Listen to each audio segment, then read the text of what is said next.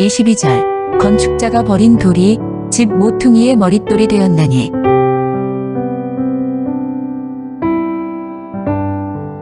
24절 이 날은 여호와께서 정하신 것이라 이 날에 우리가 즐거워하고 기뻐하리로다.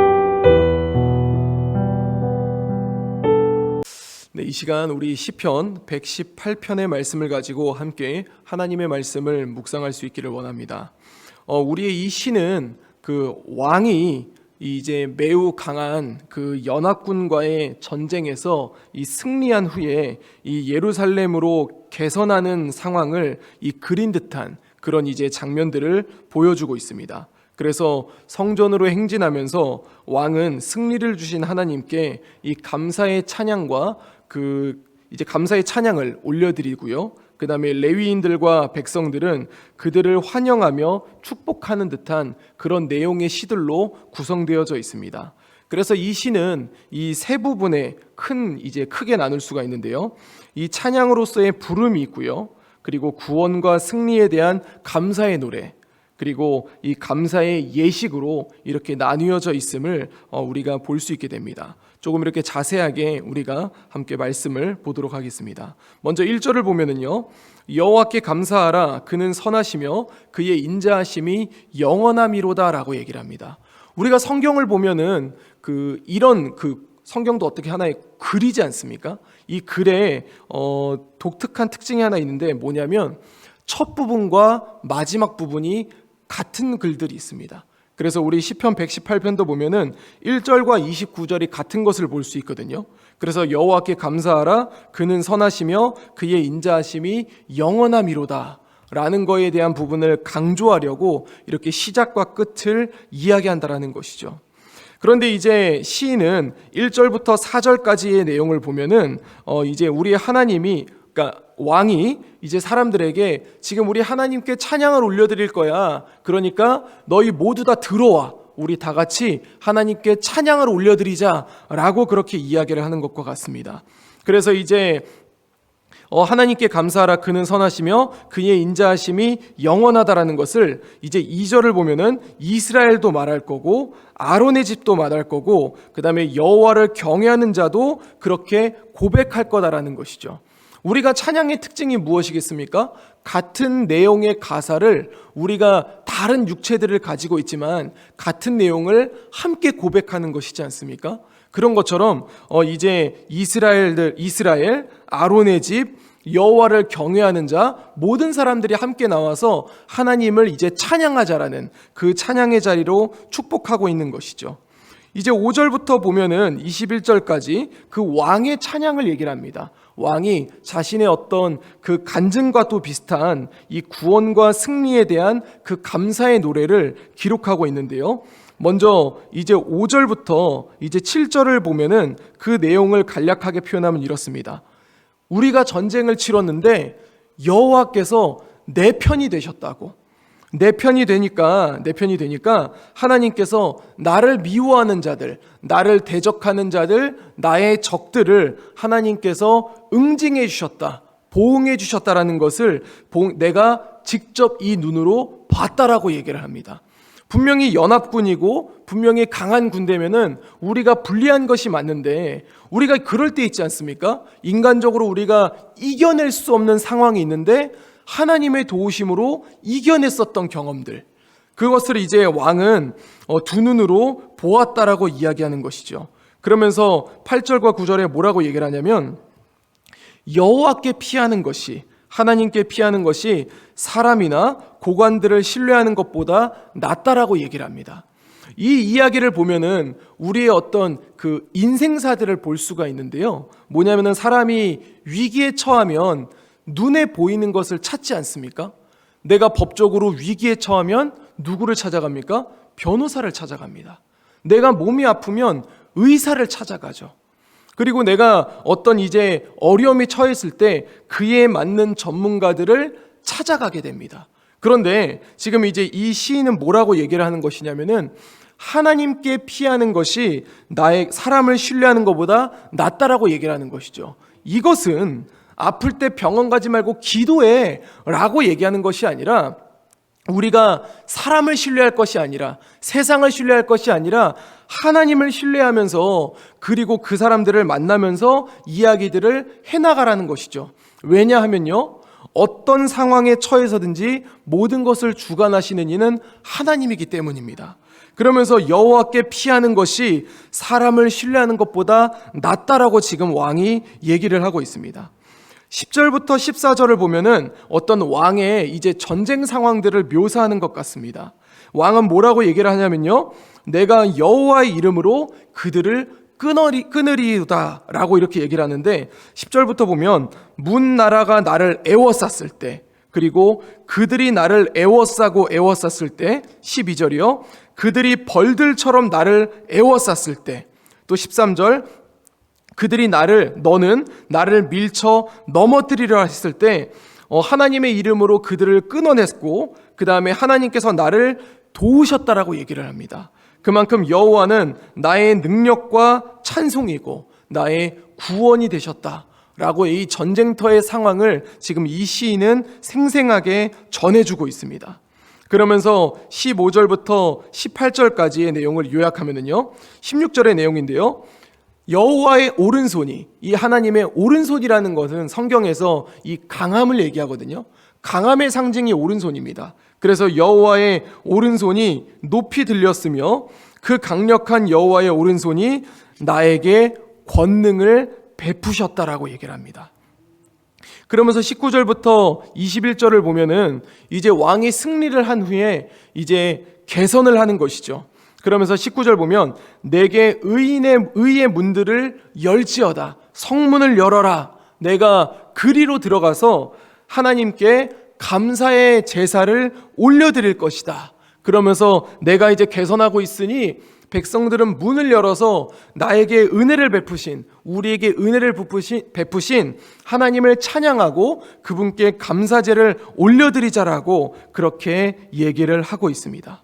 이제 22절부터 보면 뭐냐면요, 이 왕이 지금까지 자기의 감사 찬양에 대한 것을 얘기하지 않습니까? 22절부터는 백성들의 화답이 시작되는 부분입니다.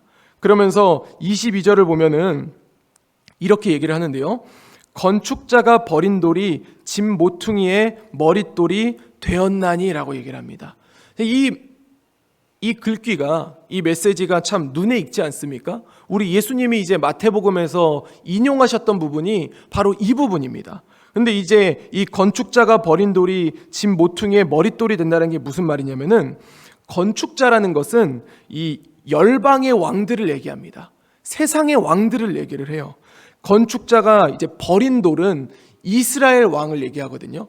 이 버렸다라는 게 무슨 말이냐면은 이 죽였다, 이 멸하였다, 아주 그냥 박살을 냈다라는 것을 뜻합니다. 그래서 건축자가 버린 돌이 집 모퉁이의 머릿돌이 됐다는 건 무슨 말이냐면은, 이 굉장히 버린 돌이면 쓸모없는 돌이지 않습니까? 그런데 그 쓸모없어 보였던 그 돌이 집 모퉁이의 머릿돌이 됐다는 것은 하나님 나라와 이 세상에서 가장 중요한 존재가 되었다라는 것을 나타내는 말입니다.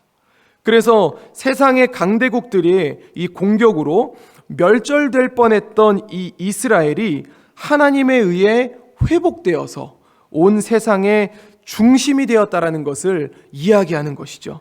지금 이 이스라엘의 승리가 이 만만했던 두 군대가 싸워서 이긴 것이 아니라 온 세상이 이스라엘을 박살내려고 했으나, 그러나 하나님이 그들을 회복시켜 주시고 그들에게 승리를 주셔서 온 세상의 중심이 되게 하셨다라는 것을 이 고백하고 있는 것입니다. 결국 이 고백에 대한 진정한 성취가 누구겠습니까? 예수님을 나타내고 있는 것이죠. 그러면서 이제 28절부터 보면은 주는 나의 하나님이시라 내가 주께 감사하리이다, 이러면서 29절에 1절과 같은 의미로 얘기를 합니다. 여호와께 감사하라, 그는 선하시며 그의 인자하심이 영원함이로다 라고 하면서 오늘 본문을 마무리하게 됩니다. 사랑하는 성도 여러분, 저는 이 시편 118편을 제가 묵상하면서 참 진짜 우리가 이 시를 통해 좀 위로를 얻었으면 좋겠다라는 그런 마음을 좀 가졌습니다. 이 뭐냐면요, 우리가 8절과 9절을 보면은 이 왕이 이렇게 얘기를 하지 않습니까? 여호와께 피하는 것이 사람이나 고관들을 신뢰하는 것보다 낫도다라고 얘기를 하죠.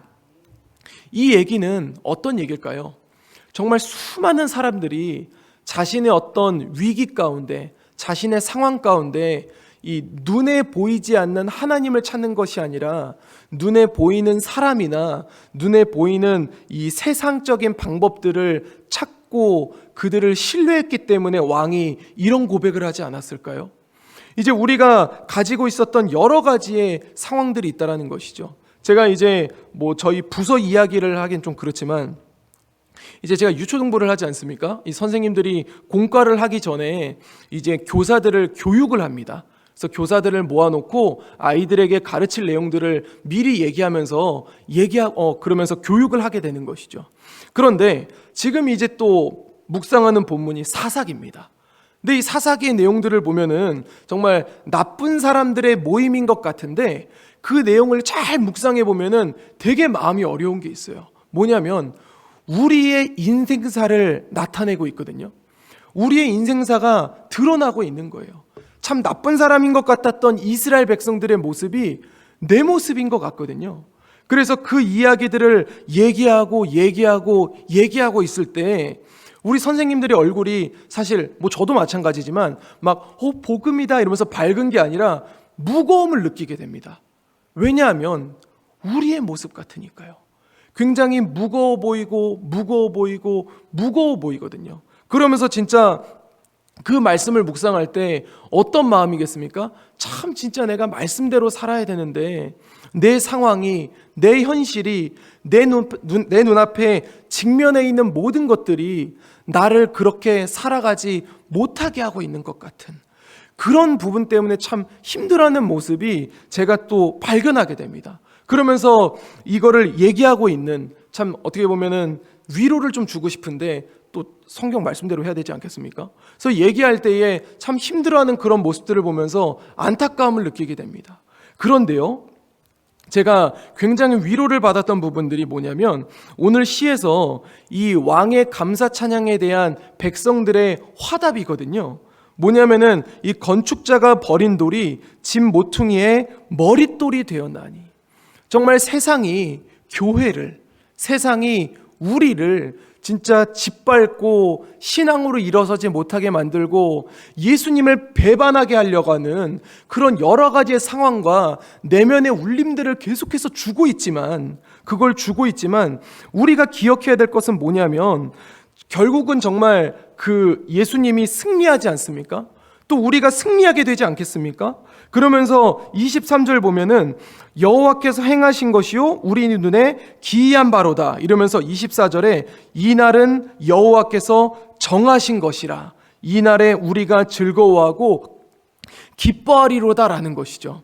그 얘기는 뭐냐면 우리의 하나님이, 우리의 예수님은 신실하시기 때문에 아무리 강력한 세상이 나를 짓밟으려 할지라도 정말 내가 예수님을 붙들고 나아갈 때에 언젠가는 세상도 예수님의 그 정하신 바를 막을 수가 없다라는 거예요. 아무리 세상이 우리를 누르려고 하고 우리를 예수님으로부터 끊어내려 할지라도 우리가 주님을 붙들고 있을 때 주님이 정하신 그 날을 세상이 막을 수 없다라는 것이죠. 그러면서 참 우리가 또 시간이 지나면 오늘의 만나로 나가지 않겠습니까? 우리 선생님들이 이거를 볼지 안 볼지 모르겠지만 참 진짜 우리 선생님들뿐만이 아니라 우리 교회 모든 성도들이 참 위로를 가졌으면 좋겠습니다. 신앙을 지키기 힘든 이 시기에, 믿음으로 살아가기 너무 힘든 이 시기에 우리가 주님 곁에 붙어 있을 때 정말 그 주님의 정하신 그때를 세상이 막을 수 없다는 것을 믿고 그거를 의지하며 나가고 또 그것이 우리의 위로가 될 수 있기를 원합니다. 그러면서 이제 오늘 하루 우리가 또 살아갈 때에 정말 많은 현실의 모습들이 나를 짓누르려 하겠지만 거기에 굴복하는 것이 아니라 하나님이 역사하실 그 정하신 그 날을 소망하면서 그 날에 대해 위로를 받으면서 오늘 하루도 주님을 붙들고 나아갈 수 있는, 주님을 믿으며 나아갈 수 있는 우리 재건부평교회 모든 성도님들이 될 수 있기를 우리 주 예수 그리스도 이름으로 간절히 축원드립니다. 기도하겠습니다. 이제 오늘 받은 말씀으로 함께 기도하겠습니다.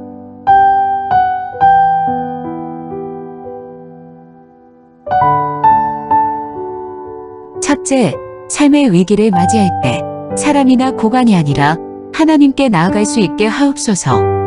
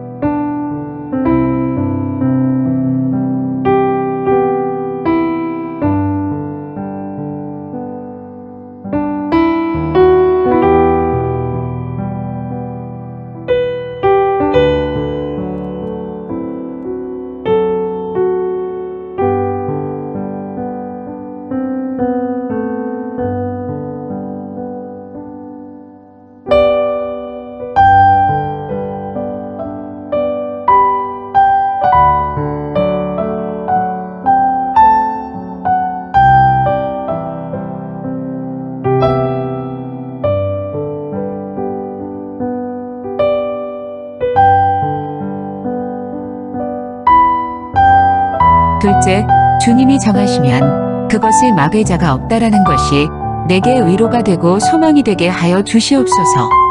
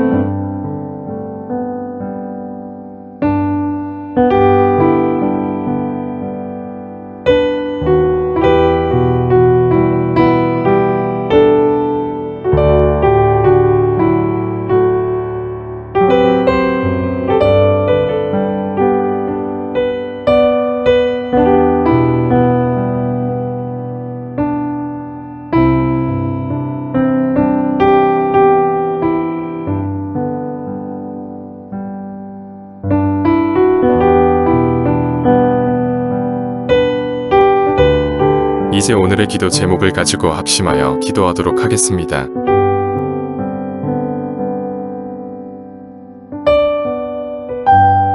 첫 번째, 하나님, 내가 고통 속에 있다 할지라도 사람을 두려워하지 않게 하시고 하나님을 두려워하며 경외케 하소서.